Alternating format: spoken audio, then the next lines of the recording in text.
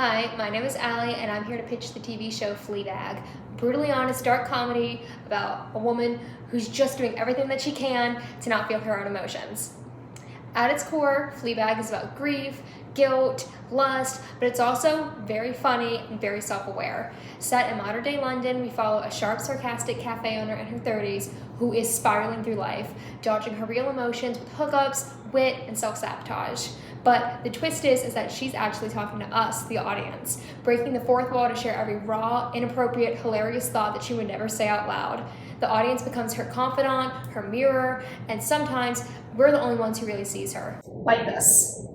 So the duration of each season is about 6 episodes per season, and the length of about each episode is 25 to 30 minutes. The show is a dark comedy with a strong narrative format, and each episode brings us to a new situation with our main character, while also flashing back to her past and what happened to her.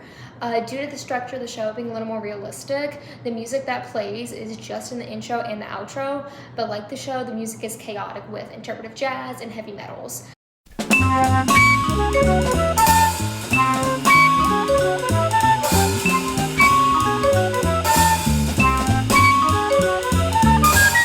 The visual style of the show includes handheld shots, long takes, natural lighting, and the frequent fourth wall breaks where the main character glances or talks directly to the audience to show us her emotions. The show is meant to be very realistic and have a very intimate feel to it, and it's meant to feel like she's talking to a friend because in the show, the audience is really her only friends.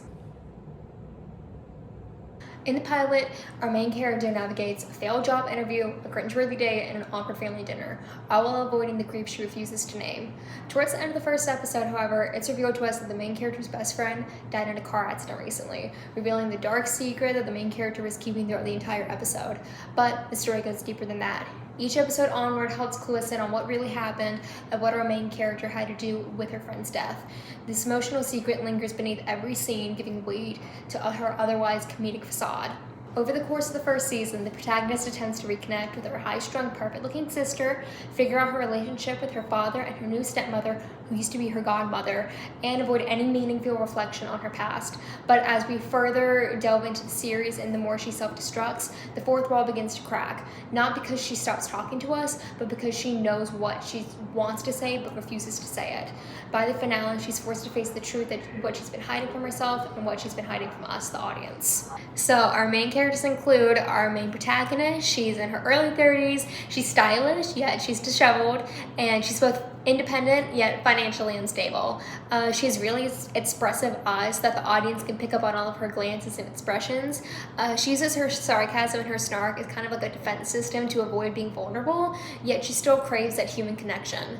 The next character is our protagonist's sister. She's polished, she's uptight, she's fit, she's beautiful, and she's very cold and passive aggressive.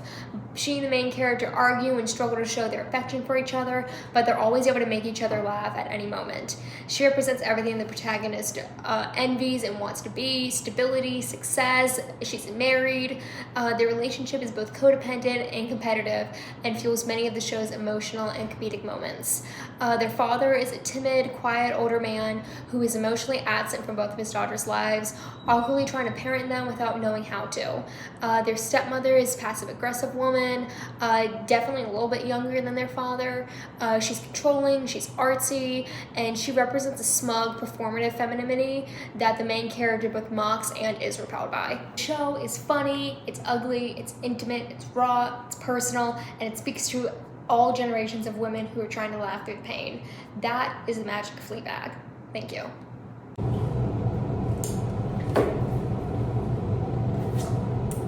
I'm done, you can go now. That's what she said.